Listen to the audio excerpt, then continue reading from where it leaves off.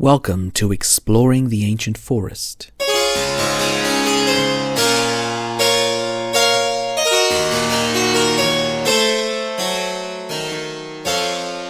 More than 20 years ago, Australian death doom metal band Paramaecium released their sophomore album, Within the Ancient Forest.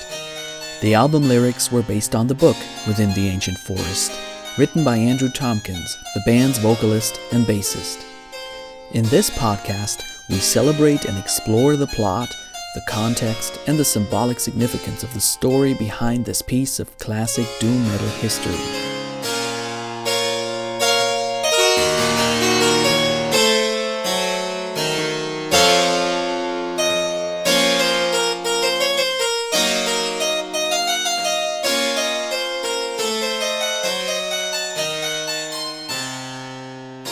Hello and welcome to episode 2. I'm about to begin my analysis in which I try to show how the album lyrics line up with the plot of the book. Remember, you can use this podcast as a running commentary. The episode titles will always indicate which chapters of the book are being covered in the analysis, so that you always will have the chance to read along or to wait until you've read the next chapters, whatever you want to use this podcast for. But my analysis also may be of interest to you if you just know the Paramaecium lyrics. So today, it's chapters 5 and 6 in the book, which are covered by the first 2 songs on the album. But first, a little reminder on how to contact me, particularly because I'll be interviewing Andrew Tompkins soon, and I would like to hear what questions you have for Andrew. So on Facebook, it's www.facebook.com/ancientforestpodcast. On Twitter, the handle is EAF_podcast. On Instagram, Ancient Forest Podcast. Or you can even send an old-fashioned email to ancientforestpodcast@gmail.com.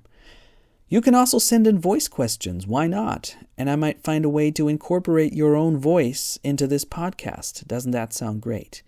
So if you want to submit a voice question, you'll have to upload something. Maybe you can upload a file to SoundCloud or to YouTube, and then simply use the hashtag Ancient Forest Podcast for that. Or contact me and tell me where you've uploaded your stuff. Or just send me an audio file per email. Should also work. And lastly, you can find Andrew Tompkins' own website at abtompkins.com. Okay, enough talk. Let's get into the analysis.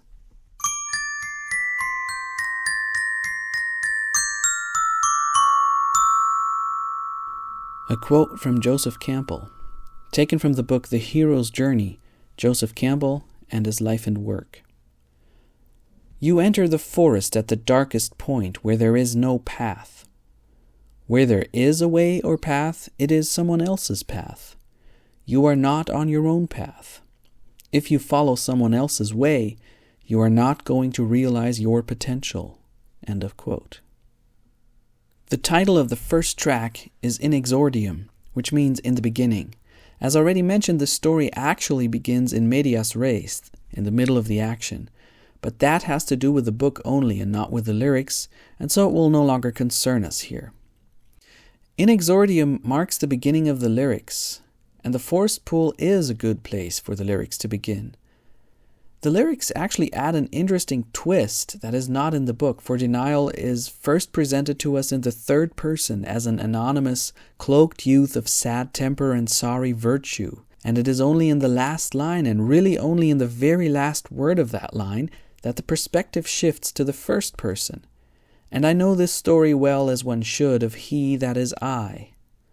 This presentation of the youth of sad temper and sorry virtue shifts the emphasis away from the knowledge-hungry student of the first chapters of the book, and rather introduces Dé-nyl as the prototypical doom metal protagonist, weary and heavy-laden with melancholy, Weltschmerz, Sehnsucht, and an assortment of further sentiments with names borrowed from the German Romantics. For example, read the lyrics to My Dying Bride's classic, I cannot be loved, and you will see what I mean. In Exordium is rather an exception among the Within the Ancient Forest lyrics. In addition to the third to first person shift already mentioned, the text is a rather impressionistic description of a moonlit scene with not much happening in it. And it is more about setting an atmosphere than telling a tale. The image of the young man with a falcon gliding across the lake is presented as an idyll of absolute serenity. For all we know, this could happen every night. The young man could be entirely within his element. This could be his boat, his pool, and even his forest. Why not? Only toward the end of the song does it become clearer that the traveler is not on familiar grounds, as he waits for sunrise to be able to see more of the surroundings before journeying on. The fact that it is night and that the moon is present also points in a similar direction, the moon being an ancient symbol of the uncanny, as well as of change and of fickleness. Oh, and the feminine. To the reader of the book, the forest pool, of course, represents a bit more than just a cold and mysterious place. In the book, the only path through the forest has been cut short by the huge lake, over which there used to be a bridge that has rotted away. This is the place that has made Descartes, the horse, representing stern rationalist philosophy, panic. The water thus represents the irrational, the mysterious, the indefinable. The fact that Dé-nyl gets into the boat and crosses the water represents a leap of faith on his part, a leap into the unknown, out of the sunlight of dry rationalism into the mysterious light of the moon, which the horse could only perceive as darkness. Like all heroes before him, Dé-nyl has now crossed the threshold of adventure, as myth guru Joseph Campbell called this stage in his book, The Hero with 1,000 Faces. In a way, even though the journey is only beginning, it begins with Dé-nyl giving some things up, even though at this stage he is forced to give them up. The path simply stops and the horse simply runs off, leaving him no real choice.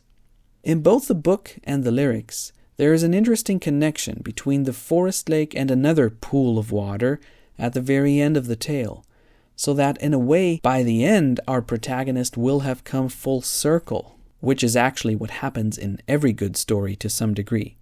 For now it will be enough to remember that the album begins with the image of Dé-nyl leaving his old life behind as he floats over a pool of water, and the perspective shifts towards his first-person view and culminates in the one word, I. But who is this I? This question brings us to the next song, titled Song of the Ancient.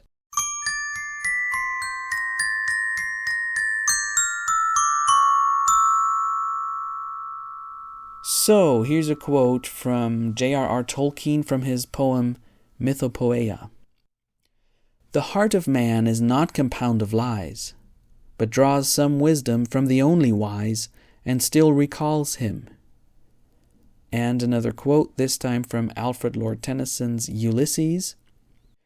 I am a part of all that I have met, yet all experience is an arch wherethrough gleams that untraveled world whose margin fades forever and forever when I move. End of quotes. Now, by the beginning of the second track, we find our protagonist wandering in the dim light of dawn, and the amount of light, and thus knowledge, increases over the track. The song that Dé-nyl hears Destiny sing before he meets her is the exposition of the mythological underpinning of the world within the ancient forest. A world that, strangely enough, at first seems as fictional to Dé-nyl as to any of us, even though he is a part of it. And we're not. The book contains 2 lyrical songs, the Song of the Ancient in the 6th chapter, and the song sung by the distant voices in the last chapter. Both songs are naturally performed by female voices on the album, and the second track even takes its name from Destiny's song. Although the song itself covers only about half the track, Andrew Tompkins' own vocals being reserved for the frame narration with one short exception. Now, it might be good to remember that at this point, Dé-nyl has only lived in the mountain monastery and read books so far. He has never met an immortal, or any female being for all we know, and he does not believe that the sword and sorcery tales he has read are actually the real history of his country. This is about to change with the appearance of Destiny, the beautiful immortal who is crystal clear about the historicity of the legends of Garen.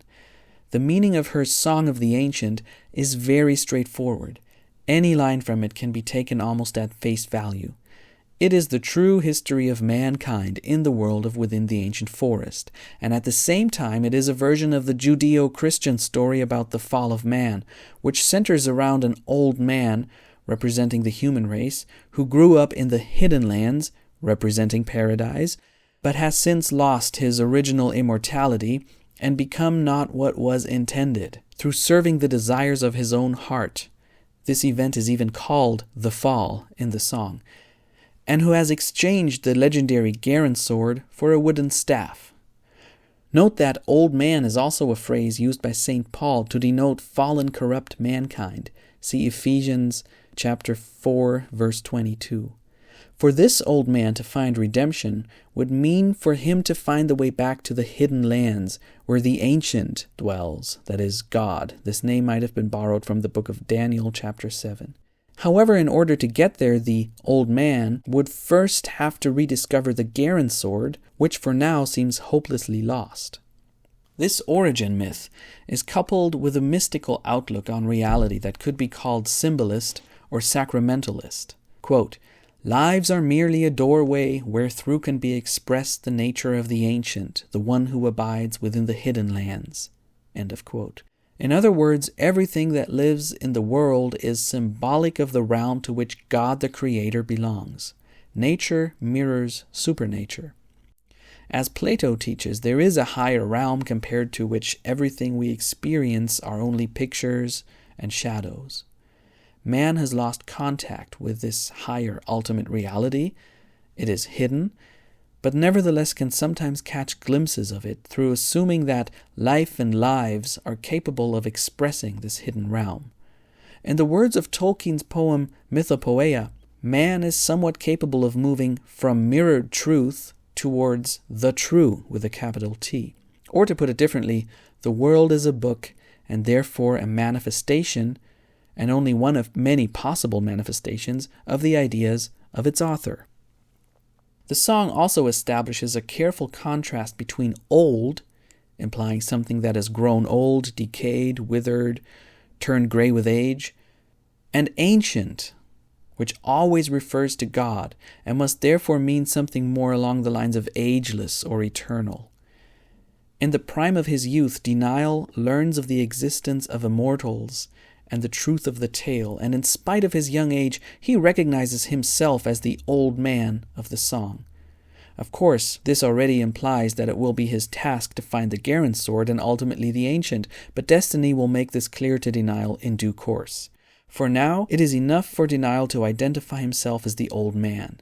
His identification with the old man is hinted at musically by the fact that one single line of the Song of the Ancient is covered by Tompkins' death metal vocals, which are usually reserved for Dé-nyl's first-person narration. It is the one line that contains the old man's direct speech.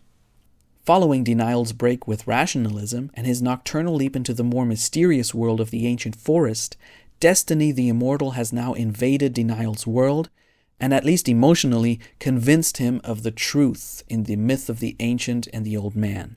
And something within him has responded to this. He feels the tale to be true, at least on some level. Free Will, the falcon representing his intuition, is seen flying high and free above the forest canopy. This is what myths generally do. They let us experience and taste spiritual truths instead of just explaining them to us. At the end of the song, Dé-nyl is left pondering, contemplative, and lost in himself, just like the old man in the song. His final thought, "Am I even alive?" provides a transition into the next track.